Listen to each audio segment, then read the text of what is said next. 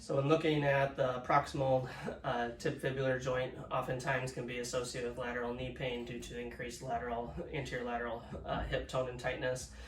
Grasping kind of inferior to the fibular head, making sure you pull that soft tissue out because there is a trigger point within the gastroc as well as the perineals, and then just be aware of the perineal nerve or superficial fibular nerve in terms of where you're grabbing. So if they're getting any funny bone type sensations, make sure that you you're not irritating that.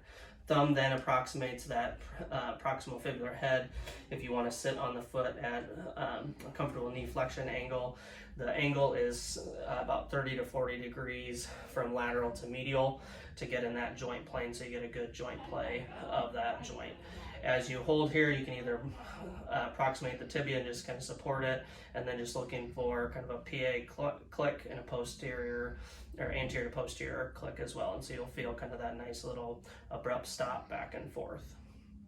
This can then be progressed into a proximal Tib-Fib, posterior to anterior joint mobilization as well as thrust. So kind of winding that tissue up, you're going to bring the knee up into at least 90 degrees of hip flexion. You're going to combine tibial external rotation. So if you think about it, as I rotate, my fingers are going to keep that, it's going to provide a PA force at the fibula. We're going to work up and just kind of feel that barrier, kind of feel where that's tight, move into tibial internal and external rotation.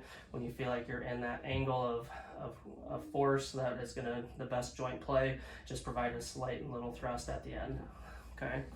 And so you can kind of work in and out of it, kind of twist into it, and then thrust.